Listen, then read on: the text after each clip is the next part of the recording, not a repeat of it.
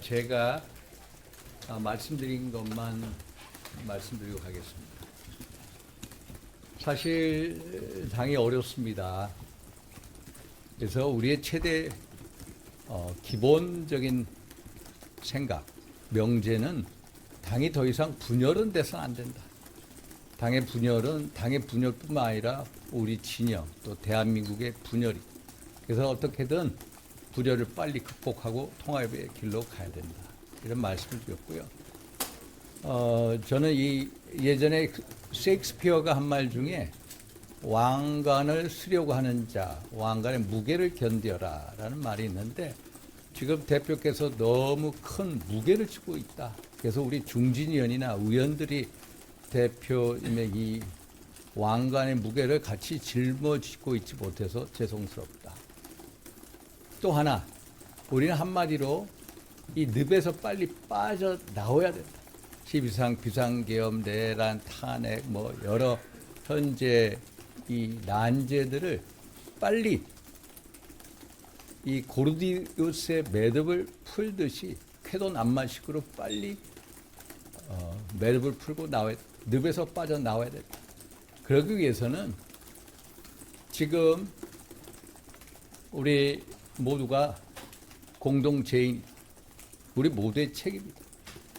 지금 현재 필리버스터가 진행 중입니다만 한마디로 대한민국이 무너지고 있습니다.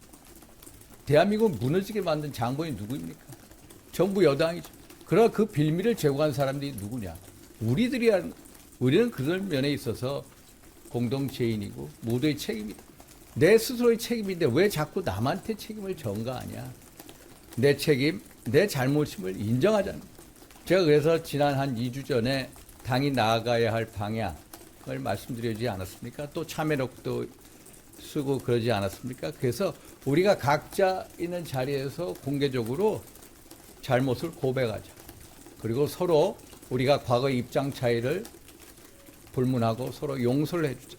그 다음에 국민으로부터 용서를 받자. 그 용서라는 것은 우리가 대한민국의 가치와 근간을 무너뜨리는 이재명 정부에 맞서서 대한민국을 지키는 길이다.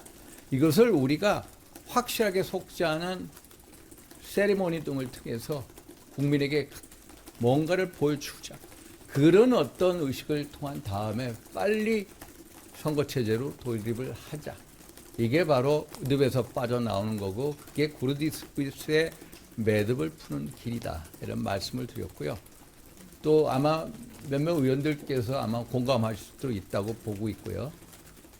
이게 결국 우리의 갈 방향이다라고 한 거. 그래서 또 하나 말씀드리면은 우리가 과거에 제가 2013년도 원내수석 부대표 할 때는 한마디로 이 최고 중진 연석회의가 수요일마다 있었습니다. 그래서 2주에 한 번이든 일주에 한 번이든 최고 중진 연석회의를 열자. 그리고 또 하나, 최근에 발언들 가지고 징계하고 또 하는 거, 원외 당협 위원장들끼리 윤리 제소하는 거, 이것은 한마디로 분열을 제도화시키는 것이다. 그래서 이런 식으로 고르디우스의 매듭을 푸는 어떤 국민에게 고하는 어떤 속죄 의식과 더불어서 그런 과거의 발언에 대해서 우리가 다 대승적으로 풀어주자. 그리고 그 바탕 위에서 새롭게 나가자. 이게 제가 제시하는 하나의 방향입니다. 그래서 요거는 제 대해서 제가 이 말씀만 드리고요. 남의 발언은 말씀드리지 않겠습니다. 혹시 의원님 발언에 대해서 장 대표께서 뭐라고 말씀하시는지? 아직. 세레머니 말씀하셨는데 구체적으로 어떤 거를 말씀하셨나요? 제가 이거 이렇게 생각하면 금방 나와요. 각자 하고 전체가 모여서 우리가 어떤 역사 국민 앞에 솔직히 죄인임을 고백하고 우리가 어떤 식으로 이 나라를 지키겠다는 진정한 결의를 국민들에게 전해줄 때 국민들이 우리들한테 눈길을 돌려줄 것이다 라는 것에서는 제가 확고한 신념입니다. 또 장 대표께 노선 변경을 요구하신 거라고 좀 합리적으로 보면 될까요? 본인이 잘 판단하실 거예요. 또 오늘 여론조사가 하나 나왔는데 음. EBS에서 이제 장도영 대표 체제에서 사상 최저치 지지율 17%. 17%? 그래서 대표께서 그런 여러 가지 사정을 고려하실 거다. 그래서 충분히 그래서 제가 이런 어떤 당내 의견 수렴을 해달라. 그게 비공식 의원들 서베이든 아니면 의원총회든 그런 자리를 통해서 어떤 의견들을 의원들의 의견을 듣고 거기서 최대 공약서를 이끌어 달라. 이런 말씀도 드렸습니다. 혹시 안에서 중진분들 찬반으로 좀 나눠주셨을까? 아니면 그거는 제가 말씀 못 드릴게요. 물론 생각이 다 다르죠. 됐습니까? 또 말씀 없으시죠? 의원님 그 노선 변경 관련해서 그 대안과 미래축에서는 좀 투표 좀 제안도 나왔었는데 이런 부분은 어떻게 보세요? 그건 뭐 투표든 아니든 의원총회든 어떤 의원들의 서베이를 보면 그게 나타날 거예요. 가셔야 될 거예요. 됐죠? 응? 이태희 기자님 됐습니까? 됐죠? 아니 제 이 말씀만 드린 거야. 드라이하게 그냥 표현할 것 같고요. 안에서 어떤 말씀들 나누셨는지 어떻게 의견 말씀하셨는지 일치된 의견은 지난번에 중진회의하고 비슷한 게요. 이래도 가서는 지방선거가 상당히 어렵다.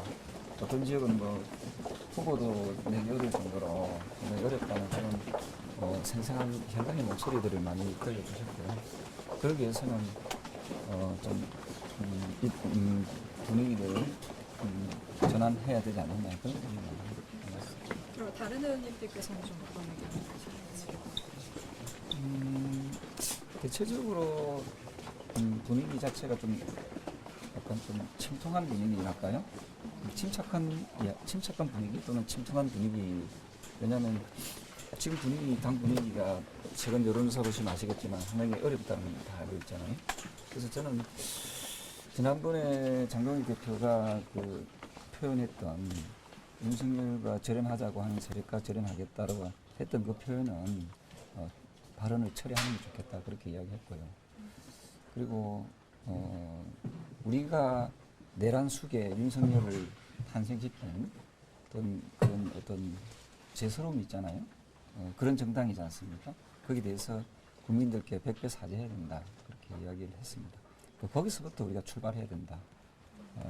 내란 숙의 윤석열과 확실한 절연을 통해서 우리가 다시 국민들로부터 사랑을 받을 수 있도록 하자. 저는 그 이야기했고요. 나머지 의원님들은 또 그분들한테 직접 물어보시면 좋을 것 같아요. 그 말씀했을 때 장미화 대표께서 어떻게 답변을 하셨는지. 태세 전환에 대한 그 부분은 심사숙고하겠다. 다양한 목소리를 듣겠다라고 하셨거든요. 그래서 좀 빠른 시간 내에 좀 100일도 안 남았는데 그죠? 빠른 시간 내에 그 부분들이 잘 결정되기를 바랍니다. 아까 혹시 지지율 17%에 대한 부분도 같이 보셨을까요? 그렇습니다. 그래서 우리가 가구와의 확실한 절연, 단절, 잘못된 가구화를 하지 않으면 안 된다고 저는 이런 표현을 했어요. 이승만 대통령, 그 다음에 박정희 대통령, 그리고 김영삼 대통령 이 세 대통령의 공통점이 뭐냐라고 이야기했거든요. 이분들은 그래도 사익을 추구하지 않고 국가 국민을 생각하는 공적인 마인드가 있었던 지도자고 윤석열 전 대통령은 사익을 추구한 저는 대통령이다. 그래서 우리는 분간할 수 있어야 된다 그런 이야기였습니다. 발언을 취소해야 된다 하셨을 때 이에 대한 다른 반대 의견이 혹시 없었습니다. 다 동의하는 관계? 그건 잘 모르겠습니다. 그건 그냥 오늘은 각자의 그 발언에 대해서는 존중하는 그런 분위기였고요. 분위기 자체는 그렇게 뭐랄까요? 좀 약간 분위기가 좀 가라앉은 분위기 그런 분위기였죠.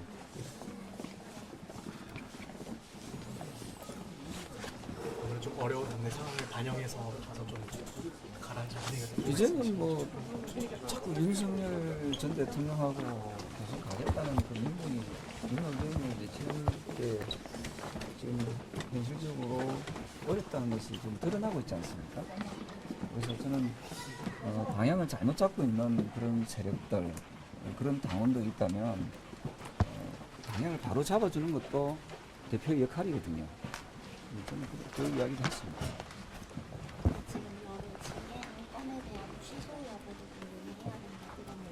근데 오늘은 우리가 분열되지 않는다는 그 어떤 선을 넘어서서 통합의 마인드를 가져야 된다. 그래서 지금 자꾸 뭐 윤리 제소하고 징계하고 하는 그런 것은 분열을 넘어서 통합을 해치는 행위잖아요. 그런 행위는 해서는 안 된다. 그런 얘기가 나왔습니다. 감사합니다.